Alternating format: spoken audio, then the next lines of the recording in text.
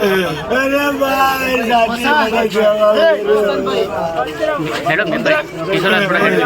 સાચી બોલી જેવું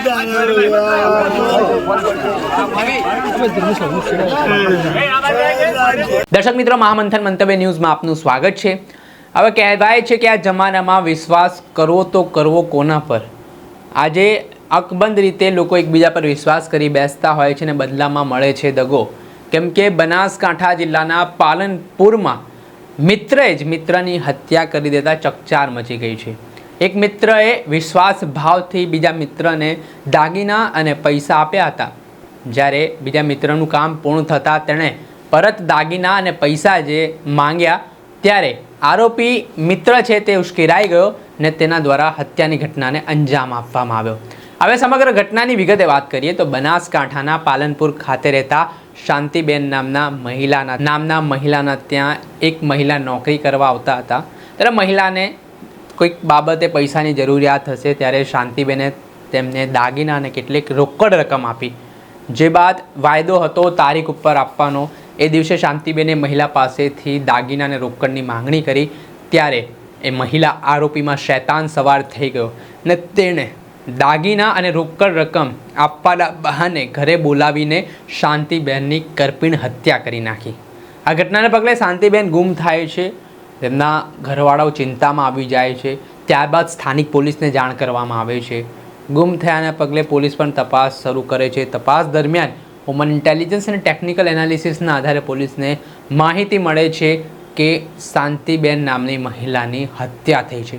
આ હત્યાના પગલે પીડિત પરિવારજનો મોટી સંખ્યામાં પોલીસ સ્ટેશને ઉમટી પડે છે અને જે આરોપી મહિલા છે તેની સામે કડકમાં કડક કાર્યવાહી કરવામાં આવે તે પ્રકારની માંગ કરવામાં આવે છે ને ભાવુક કરી દે પ્રકારના દ્રશ્ય પણ પોલીસ સ્ટેશન બહારથી સામે આવ્યા હતા।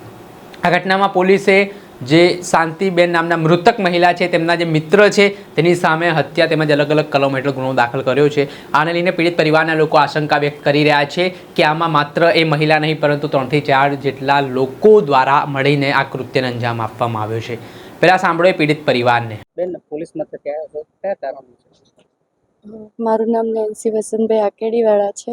આજથી 4-5 દિવસ પહેલાં મારા મમ્મી ગુમ થઈ ગયા હતા। અમને એની જાણ થઈ હતી, પછી અમે પોલીસમાં ફરિયાદ કરાવી। અમે પણ અમારી રીતે એમની બહુ બધી શોધખોળ કરી હતી, CCTV ને બધું અમે પણ ટ્રાય કર્યો હતો ચેક કરવાનો। ત્યાંથી અમને થોડું ઘણું ક્લુ મળ્યું કે એ ક્યાંક એમની એક ફ્રેન્ડ છે એમના ત્યાં ગયા, પણ ત્યાંથી બહાર આવ્યા જ નથી। પણ એરિયા એમ કહેતા હતા કે ના, એ ત્યાંથી બહાર નીકળી ગયા છે। તો અમને એમ હતું કે એવું હશે, કે એવું કોઈ મિત્ર થઈને કોઈ આવું તો ક્યારે કરી ના શકે, હું એવું વિચારતા હતા। કેમ કે એમનો અને એમની મિત્રનો 15 વર્ષનો સંબંધ હતો। તો આ 15 વર્ષના સંબંધમાં કોઈ આવું કરી શકે, કોઈ વિચારી પણ ના શકે। પણ જ્યારે પણ અમે પોલીસને FIR કરાવી, પોલીસે બધી તપાસ કરી, ત્યારે તપાસમાં જાણવા મળ્યું કે એમની મિત્રએ એમનું મર્ડર કરી નાખ્યું છે। પણ જે રીતે મર્ડર થયું છે, જે રીતે એમની બોડી જોડે જે પણ થયું છે, એના પરથી અમને એવું નથી લાગતું કે મર્ડર કરવાવાળી એક માત્ર મહિલા હોઈ શકે, એમાં અન્ય પણ શખ્સો છે। એટલે મારી સરકારને નમ્ર વિનંતી છે કે દરેક આરોપીને અહીંયા લાવો અને એમને ફાંસીની સજા આપો ને એમને વરઘોડું કાઢો। જ્યાર સુધી બધા આરોપી નહીં પકડાય ત્યાર સુધી અમે ડેડ બોડી એક્સેપ્ટ નહીં કરીએ। બેન, કયા કારણો હતા હત્યા કરવા? કારણો તો અમને કોઈ ખબર નથી। હવે પોલીસ એની તપાસ કરી રહી છે, તપાસમાં ખબર પડશે કે શું કારણ હતું। મારા નાના ભાઈના પત્ની શાંતિબેન એ 22 તારીખે રાત્રિના 8 વાગ્યાથી બજારમાં બાળકો માટે નાસ્તો લેવા ગયેલા। એના પછી એ પરત ના આવતા મારા ભાઈના બાળકોએ એની માસીને ફોન કર્યો કે હજુ સુધી કેમ નથી આવ્યા। એટલે જે આ હત્યારી બેન છે એને પૂછતા ટેલિફોનિક જણાવેલ કે એ તો ક્યાંક બહાર જતા રહ્યા છે દૂધ અને પેપ્સી લઈને। એટલે હવે ખબર નહીં। પછી મેં એને રાત્રે કીધું કે તું તાત્કાલિક આવ, તારા ત્યાંથી આ ગુમ થયા છે તો કંઈક હોય તો કે આપણે બધા ભેગા રહી તપાસ કરીએ। એટલે એને એના પતિ બંને આવેલા। પછી આ જે મરનાર છે એના નાના બેન પણ આવેલા અને એના પતિ પણ આવેલા। મારો દીકરો બીજા મારા સગાવાલા અને સ્નેહીઓ બધા 7-8 જણા માણસો એના કયા પ્રમાણે railway station, bus station, civil hospital વગેરેમાં તપાસ કરી અને મને એને જણાવેલ કે કાંઈ કોઈ સુરાગ મળતો નથી. એટલા માટે બીજા દિવસે ફરીથી અમોએ મારો ભાઈ થાઈલેન્ડમાં હોવાથી એને મેં જાણ કરતા એને કહ્યું કે ભાઈ હાલ ગુમસુદાની આપી દો ફરિયાદ. અને એ પણ એની રાત્રે 23ની રાત્રે એટલે 24ના બપોર 2 વાગે આશરે 2-1 વાગે એ આવેલ. અને પછી બીજા દિવસે અમે સીસીટીવી ફૂટેજને એ બધું જોવડાવ્યું અને પછી અમને આ બધું પોલીસની તપાસ કરતાં પૂછા કરતાં એવું લાગ્યું કે કંઈક આમાં અઘટિત બનાવ બનેલો છે. એટલે એને પછી શંકાના દાયરામાં લઈને પોલીસે એની સઘન પૂછપરછ કરતાં એને પોતે જે આના જવાબમાં જણાવેલ કે જે એમની જોડે દાગીનાનો વ્યવહાર અને રોકડ રકમનો આશરે 35 લાખ અને 80 તોલા સોનું એવા દાગીનાઓ એને મારા ભાઈની પત્ની જોડેથી લઈ અને એ એના ધંધાનું કામ કરવા માટે લીધેલા. પછી મારા ભાઈના મિસિસ એ રહે છે વારંવાર ઉઘરાણી કરતા હતા એટલે એને એક વાયદો કરેલો કે હું ઈદ પછીના બીજા દિવસે તમને આપીશ.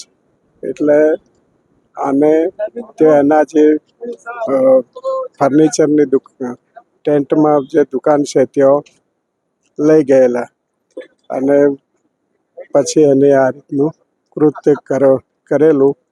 અમુક જે શંકા માણસો છે એની સાથે એના જણાવ્યાપણામાં આશરે 9-10 માણસો આ કૃત્યમાં સામેલ હોવાનું એને પોતે પણ જણાવેલ છે.